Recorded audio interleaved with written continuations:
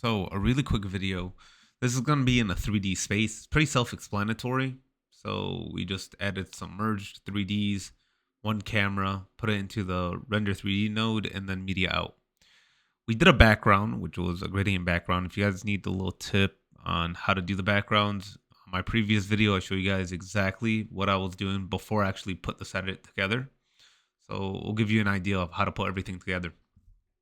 So ideally, we were, just playing with the foreground, playing with the background. We put these people all in a 3D space while animating the cloud. And it's an illusion, guys.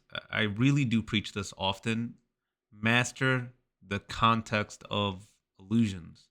Because once you do, you realize that your edits are more amplified.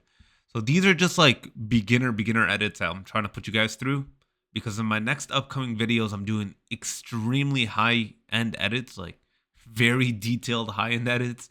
So once you guys are able to have the foundation of my few videos of 15 videos showing you guys how to do the fundamentals, now we're up and set to go for you guys. That's like my main goal, trying to help you guys with my early videos, and then it goes to really advanced type editing. So this is like borderline of all borderlines. These are the type of videos that got me into 3D animations and got me good at it because they were so simple. So that's what I'm doing for you guys. If you guys do enjoy that, drop a like. My next few videos are going to be like AI agent codings and helping you with your work load and DaVinci Resolve, and then also intense 3D animations. So we're really going to push it up a notch, and I'm going to show you guys how to make it super professional, and hopefully you guys charge clients $2,000, honestly. That's what I got into. So more of that soon. But enough with the rambling. We adjusted the camera. We inverted the mask, by the way. We doubled it up with the clouds, but we inverted the mask, making it the illusion of a window. That's what I did. And then once you do that, you're able to showcase it and zoom out. So it makes it look like the scene's a little bit more dynamic. And as it slowly pans out, you do want to play with the splines as well, always, with every single animation you've ever done. Like, make that into a religious habit, honestly. So we're playing with a window PNG because the whole point of this is making it seem like it was like peered throughout the window. And I just didn't know what to do. Truly, I didn't know what to add that window with. So I added it with a PNG instead. And it gave you more of a housing concept. And please, please, please, guys, make sure every movement you do with the camera, you have to make sure that you keyframe every movement before pivoting a different movement with the camera. That's like something I really hope a lot of you guys understand, because I would go through a whole animation that's 15 minutes long, not keyframe one area, and then mess me up completely. So make sure you're up to par with everything and focusing 5-second intervals. Like literally, that's how you should do your animations. 5-second intervals with camera movement. Because when you're doing the camera movements, usually you're playing with like 260 frames. Because to smooth out the camera motion, and you most likely have a lot more things going on. And to get it into like another sense of illusions, we kind of want to play with the blur as we're moving the camera. Because it shows the viewer that it's getting out of focus, even though it really isn't. And you can focus mainly on the main subject. So as it's going backwards, the body of the humans are pushing closer to the wall, as well as blurs occurring and the clouds are coming together. And to make it a little bit more dynamic, I didn't know what to do, right? I was just playing with the animation, playing with the blur. But I started adding some rain, which actually made a huge difference. While adding this rain, you could tell it's a green screen. But it being in a green screen, we kind of want to add a 3D keyer. And this 3D keyer takes out the green screen, and you're able to only see the rain. I think a lot of people, when they download anything that's green screen or any main color, you're able to knock it out with 3D keyer. You run that, and now you have an illusion where it's like raining outside. And I added sound effects and everything for the video for the client. But some clients just want something subtle in a 3D concept, He didn't want to be in the video particularly, so I had to make up my own.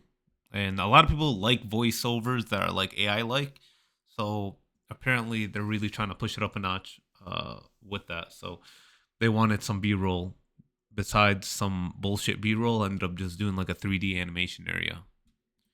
And they were just talking about how converting clients and working late night hours and working at the office, stuff like that. And I was just referencing it in the videos. Right here, we're playing with these splines. As you could see, the more you play with the splines, the more you realize that your spline page will be open throughout the animations because you know where the animation affects during the time being. So it might affect on the 10th frame. You could see it and you could adjust how it interacts, how the animation goes, the smooth, the in and outs. So it really does make a big difference once you are working on honestly a big monitor and working with the spline tab 24/7. So yeah, as you could see, I skimmed through the frames and you could easily recognize like I'm able to adjust each frame with the spline tab and play with the smoothness of the animation. I almost fucking had a seizure there. My bad. Jesus Christ. But yeah, and while adjusting the camera 3D, I was trying to smooth out the animation because the movement was kind of rough. So I tried smoothing it out, and you could see the pathway in the 3D graph, the 3D like environment. So it's not so linear. Instead, it's like a smooth rotation between angles. And that was it, honestly. You guys don't need to overcomplicate it. The reason why I talk and ramble, bullshit, and yap is because I want you guys to really focus on the subtle shit. Honestly, the subtle shit is what makes the animation.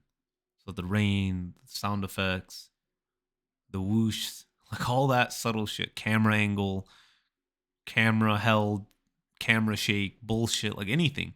If you see a lightning bolt hit the animation, instead of the animation moving, what if it's the camera moving? And so it makes the viewer more dynamic into the scene. Like it makes him really, I guess, involved into the scene. And I think a lot of people need to understand that. So there's a lot of tips and tricks that could go a very, very long way.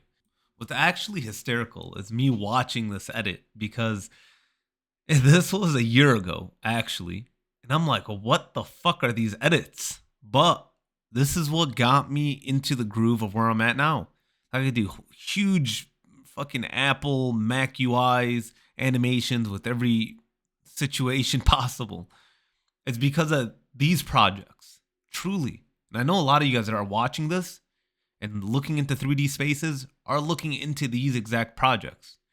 You're like, oh, client might want me to do a 3D space, nothing crazy, maybe a silhouette, like getting closer to the camera and then moving to a different type of scene. That's probably 60% of you guys. Another 30% is 2D animations and slides in and outs. But then there's the 10% that are doing like Imad Ghazi's and Fern edits, like crazy edits.